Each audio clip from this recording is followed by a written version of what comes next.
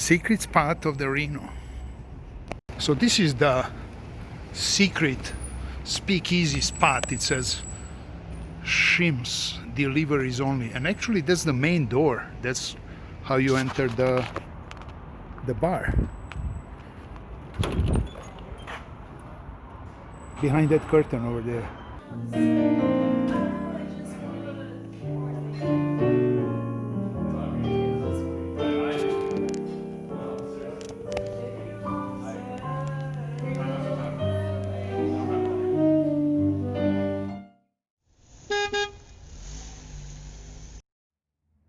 Hello and welcome to my Reno Poker Rooms Challenge.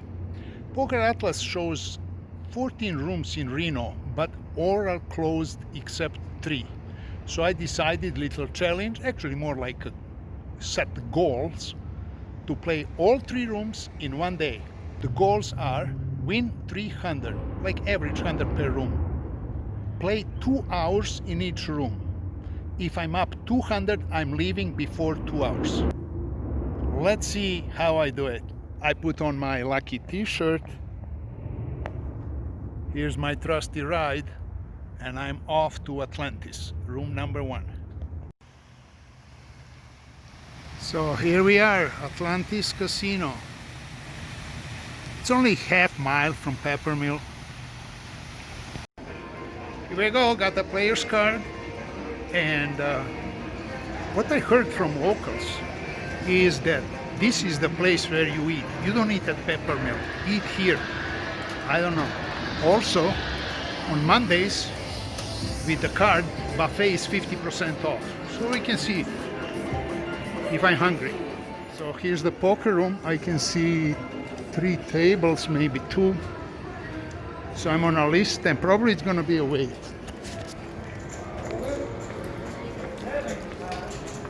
So this is the table where they clean chips with wet towels. They put chips in and just smash them around. And I have to say that casinos are really taking care of us. You know, plexiglass, they clean every hour. When you leave the seat, they clean chips. Like I said, they clean here. Really good stuff. Poker room is open till 3 in the morning, and on Friday and Saturday, 5 in the morning. And we get, while playing, $3 per hour. Peppermill is only $1. $3 per hour. Play 3 hours, you get the dinner, burger, something.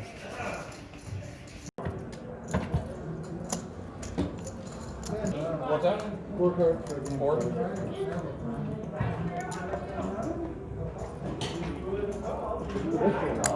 So first game down, in for 200, out 213. Not much, but you cannot win much with old people. Everybody in casino is older than me, absolutely everyone. So just across the street from Atlantis, I found a bazaar, European deli and cafe, and I decided to have lunch. So it's European deli with products from Europe. Also, you can order coffee, sandwiches, salad, soups. Special is borscht. That's the Russian beet soup, healthy and really good. So here's my lunch, borscht. I'm back to Peppermill because my plan was to go to Grand, but my battery is almost empty. It wouldn't make it over there and back safe. So I'm gonna charge it for a couple hours and play at Peppermill. Session number 2, Peppermill. I finished second session at Peppermill, down. Makes me mad.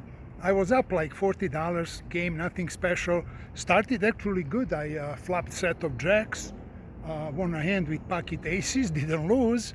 That was good. So I'm up, and then lost 2 hands to a guy that doesn't fold on a paired board and bets big on a river. So I have to fold. The pocket jacks, flop is 10, deuce, deuce, and on a river he bets like 140. So I folded there. Folded another hand with him. Actually, I only had ace queen, but flop was jack, jack, 7. He checks. I bet turn is 4 and river is 7, and he again bets. So what does he have, 7 or jack? Normally I have nothing. And then just before the end, 2 hands, lose 200.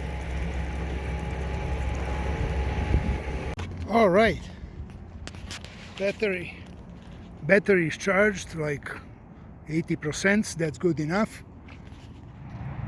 I made it. It's about maybe 3 miles, and casino is over there.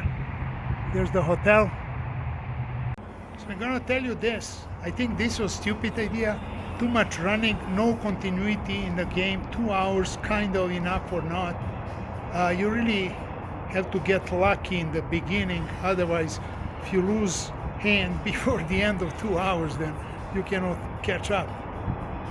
So this is third session at Grand, and I think I had to play more aggressive in order just to make up at least $100 I lost at Peppermill, and there's no way that I'm gonna be up 300. So unsuccessful attempt. But we'll see. Be positive. Playing with donkeys.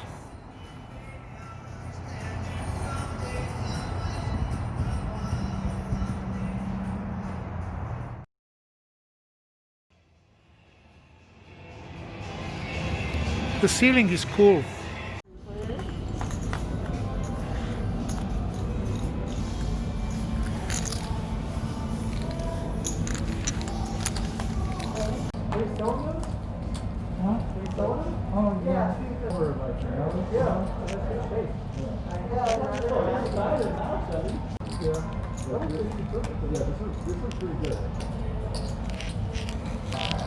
Win one, lose one, all in a circle.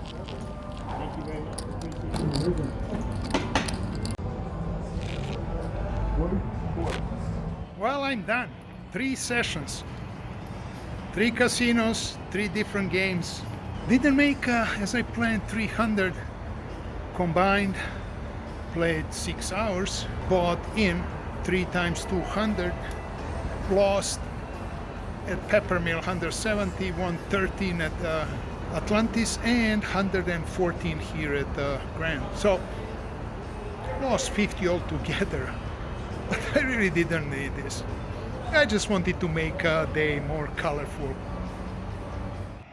And the good thing is, from Peppermill to Grand and back all the way, there's a bike lane, so safe to drive. Now let me tell you those 2 hands I mentioned that I lost at the Peppermill session.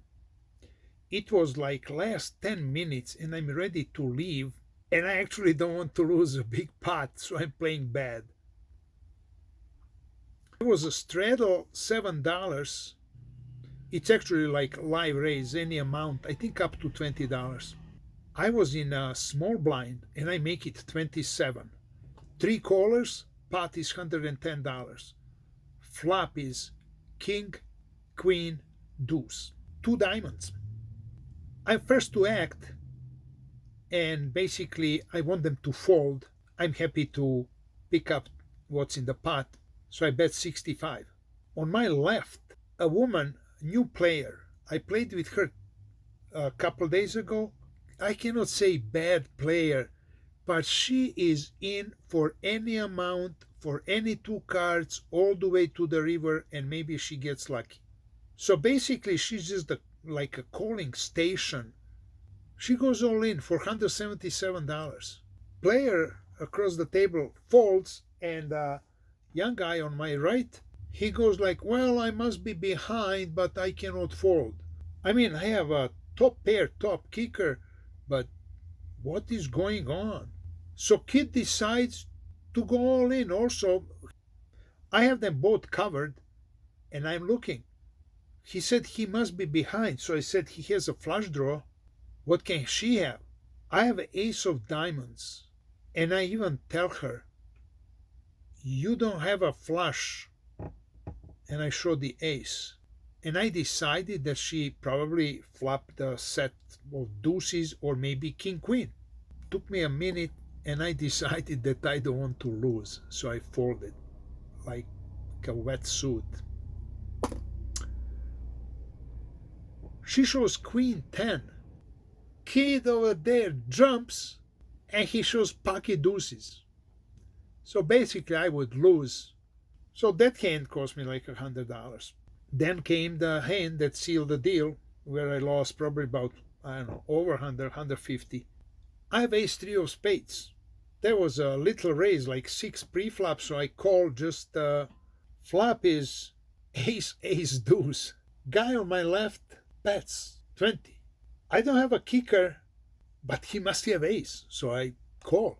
Everybody else folded. Turn is 4. Didn't help. I was hoping for high cards, so, chop the pot. But that gave me a straight option. He bets 40. I call. The river is 5. Bingo. I'm first to act, so I bet 55. He starts mumbling something and calls 55. I show my hand. He shows pocket 5s. So again, I'm playing bad because it is like in 5 minutes, it's full 2 hours and I'm going to leave. I don't want to lose because of this bad kicker, didn't raise.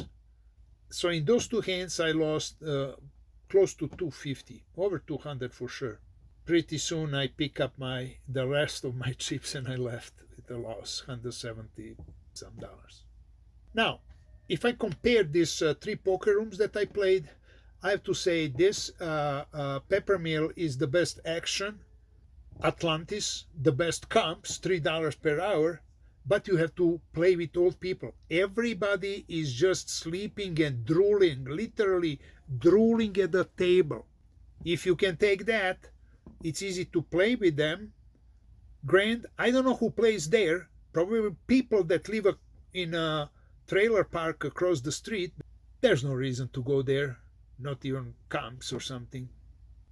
Now, time for my top 5. 5 things that irritate me at the poker table. Number 5, there's a straddle, and absolutely every time somebody has to ask, who straddle? Well, the guy who has $5 in front of him. Number 4, so somebody's at a decision and then he starts explaining I have 3-1 odds. 3-1, yeah, that's the pot odds. What about your hand, moron? Number 3, are you raising my blind? No, I'm raising your mama's ass so it's more comfortable. What does that mean, you're raising my blind? Like, who are you anyways? And you're blind. Number 2, so you raise $10 and then there's every time somebody mucks and he goes, oh, I have only $9 hand. Really? First, hands don't value, they have profitability and it's not counted in dollars. And number 1, the most irritating thing that makes me mad when I hear, you are not even in hands, so shut up. I can punch him that moment.